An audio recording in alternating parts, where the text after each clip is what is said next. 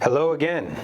Here we are in August talking about July stats. So what happened? Where are we? Could we possibly be going up still? The answer is yes, unbelievably. We have broken through the threshold that I think a lot of us never thought we ever would. That threshold, my friends, is the 400,000 median price that we've been talking about a while. I believe last month I predicted that we'd be talking about this, pretty sure. So here we are. What does it mean? Well, we're at 405,000, 405. For all you LA people, the 405. We're 405,000 median price, which means the same amount of houses that sold over 405 sold under 405. That's the median price. How sustainable is it? Well, let me give you some stats. Our average price, which most people understand average price, if you're going out to buy a house, and what's the average price? We broke 500,000, we're at 501, like 501 jeans. But you see, I'm throwing a lot of metaphors and analogies in there for you so that you can remember the numbers. Some other stats that you really need to keep an eye on. Inventory is rising.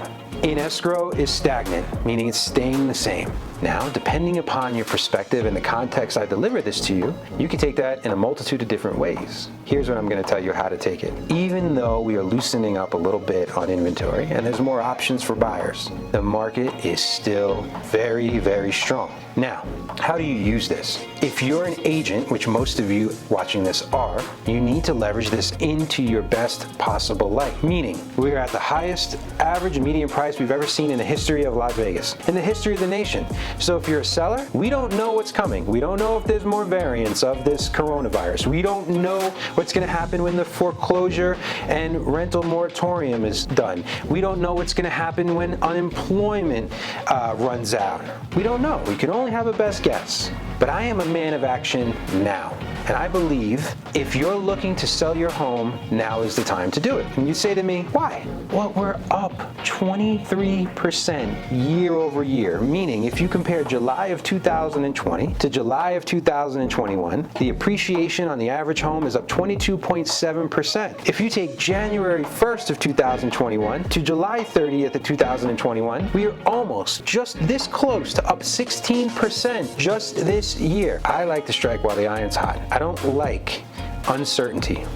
The certainty now is this is an amazing time to sell. Buyers, also an amazing time. You say to me, Dave, typical realtor, great time to sell and great time to buy? Yes, more options for you as a buyer. Interest rates are the lowest we've ever seen. They keep going down. But the Federal Reserve, who controls the interest rates, has just come out and said that instead of waiting to 2023 to raise rates, they have now moved that up to 2022, the end of.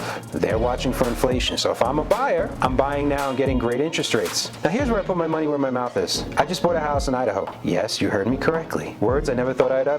This New York Italian bought a house in Idaho. Now, I got a 10-year interest-only loan for 2.35%. This loan is 7 figures, and my payment's $2,300 a month. So I obviously believe in the power of how cheap the interest rates are. And even though I bought it at a premium, I feel confident that I'm gonna get the great summer house that I've always wanted for my family, that my wife has wanted forever. But at the same time, I'm locked in. So if the appreciation and the value goes up and down, I don't care. I can afford the rate, I can afford the payment, I'm good to go. The seller, he did amazing too.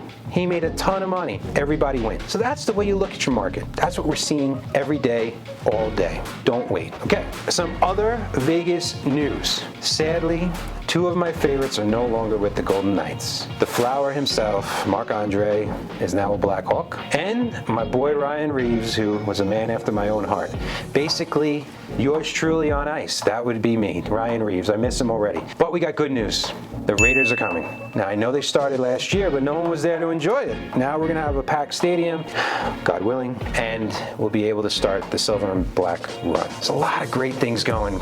Everyone's going back to school. We'll see how this all plays out with the variant. But I am optimistic and hopeful by nature, and I'm going to tell you why.